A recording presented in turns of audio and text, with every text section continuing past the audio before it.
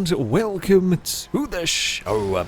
We start this week's FailRace episode with Spider Donut on a GTA 5. Now, I seem to remember doing this mission, horrible mission, you've got to go and assassinate a bunch of people all around, all over the map, so naturally you are whizzing about trying to get to whatever location it might be. And of course, when you're trying to blast around the city, that's when things go wrong. We see it a lot. We see it a lot with this series. You're blasting around and things tend to go terribly wrong. Often when you least expect it, and in quite silly ways.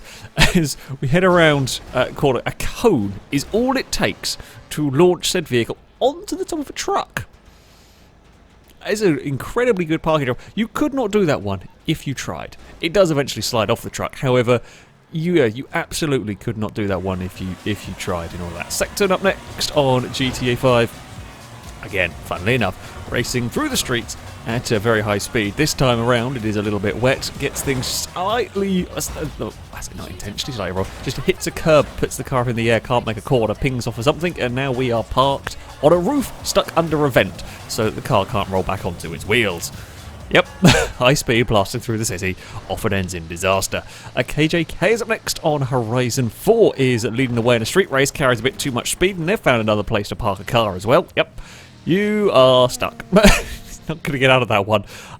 Nope. The Bugatti is well and truly Austin Powers between a couple of buildings. Yeah, too much speed into... But it looks like one of the driver tires has had a crash as well in this section. Just looking at the minimap. But yeah, too much speed into that corner. Couldn't get the car turned in time. But an impressive unlucky bounce off of whatever it was in between the buildings.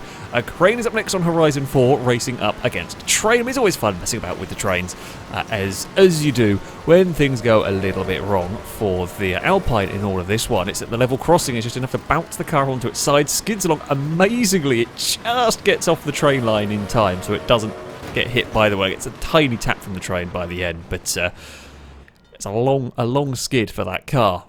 Sparks is up next on Dirt 5. Now we had a long skid on the door for the Alpine. For this time, it is the Bronco that doesn't know when to stop rolling. I mean, the initial bounce and sort of flip off the ramp is understandable, but this, don't know what's going on here.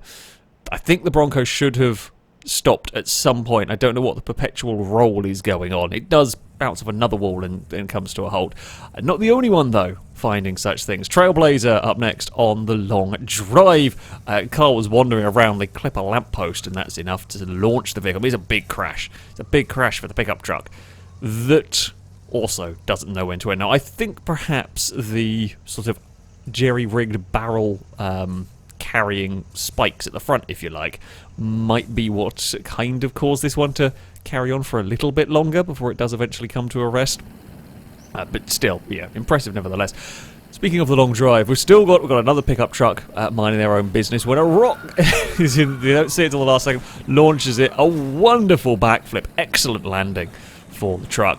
Lost the Fridge is going to have to, almost has a big issue with the lamppost there. Lost the Fridge, going to have to back it down and go and find said fridge that is a fair way back. But yeah, I mean, a good landing. Solar up next on ASSetto Corsa Competizione, going around a corner at Suzuka, and that's not what you wanted to see. There's a terrible rejoin. Not much you could do at that point. You're already committed as somebody else just lightly bumps into a wall. Yeah, you're so committed at that corner, you can't do anything. Just a bad rejoin. Ellie's up next. I think it's the player car that goes for a spin on Project Cars 2 here. And we know what the Project Cars 2 AI are like at Monte Carlo. And everybody's piled in, and the Bentley's desperately trying to get free. It does eventually get sort of turned around by the AI vehicles. This is kind of sped up footage because it's incredibly long clip, while it gets itself shuffled away and the Bentley is then released. Lap later they come around the corner and the crash is still there. It's slightly better than it was. There's an LMP car definitely pointing the wrong way. There's a Ford GT that's just about shuffled its way through, and more vehicles are joining in this mess. It's still going on. The LMP cars are being shuffled around. Yeah, it's been a while since we've had a good sort of roadblock at Monaco on Project Cars 2. Just things go wrong there quite badly. Steel Guns up next on F1 2021 is racing around Spa when the AI behind gets things wrong and you just about see it, and then they also murder was it Ocon, I think? You just about catch it in the rearview mirror. So the AI of Vettel goes to chase. It flips on the DRS as it goes to change direction to overtake the player, and that is too much for the car to deal with. It just snaps sideways, bounces off the wall, and then the poor Alpine has nowhere to go. That's nothing they could have done about that one. We're right on board with that car now. It's just, yeah, I mean, you could maybe, again, a player could maybe have got away from that one. You might have just been able to move, but it happens very, very quickly. You don't expect that necessarily. It's just Jib on SnowRunner is finding out that sometimes the barriers are mean. Yes, of all the many things that SnowRunner can do, this is a barrier that almost destroys the entire vehicle, very nearly dumps it in the water at an awkward angle. It could have been worse, though. It could have been worse, as we're about to witness.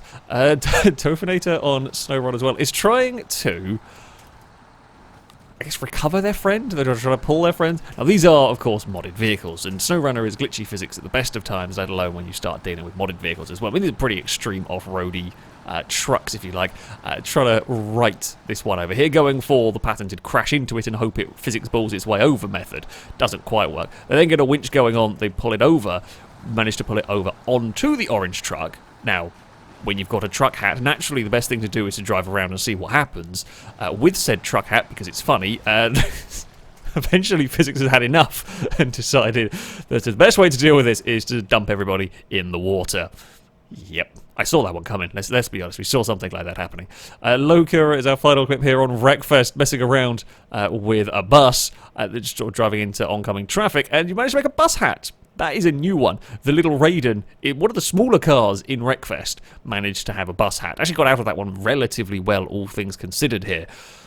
Gotta love random vehicles landing on top of each other. But there we go. That is going to be it for this episode. As ever, if you have clips you'd like to submit to this series, you can via a Google form. There'll be a link to it in the description. All the rules and how it works can be found on there. That, though, is going to be it from me. Thank you all very much for watching, and until next time, a goodbye.